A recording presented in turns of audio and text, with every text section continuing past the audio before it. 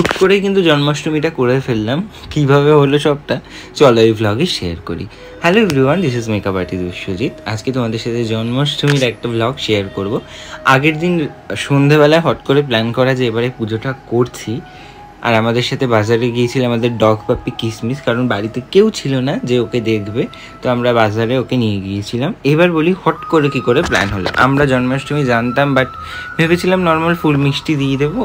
তো আগেরবারে আমাদের বড় গোপাল ঠাকুর আসে, এবারে আমি গোপাল ঠাকুরের জন্য ছোট রাধিকাকে নিয়ে আসি। তো ভাবলাম না, জন্মাষ্টমীটা করি, ছোট করেই করি, যতটুকু সামর্থ্য ততটুকুই করি। তো সন্ধেবেলায় প্ল্যান হয় জন্মাষ্টমীর আগের দিন, আর আমরা সেই প্ল্যানিং সূত্র ধরেই বাজার করতে গিয়েছিলাম।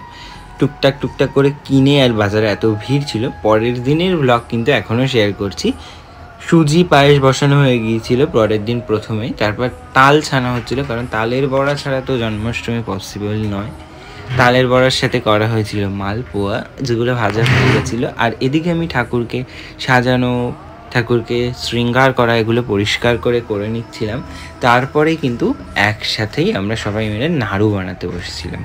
নাড়ু, তালের বড়া, মালপোয়া ছাড়া তো জন্মাষ্টমী সম্পূর্ণ হয়ই না। আর পেছনে দেখো রাধা কৃষ্ণ, ছোটোবেলাকার রূপ ওদের, যদিও সেগুলো ওদেরকে সাজানো হয়ে গিয়েছে আর ভোগ দেওয়া হয়ে গিয়েছে। আমি ভিডিওটা এডিট করার সময় দেখলাম আগে পরে ক্লিপস হয়ে গেছে, তো পরে আমি শেয়ার করব যে রাধাকৃষ্ণকে আমরা স্নান করিয়েছিলাম ঘরে নিজেরাই।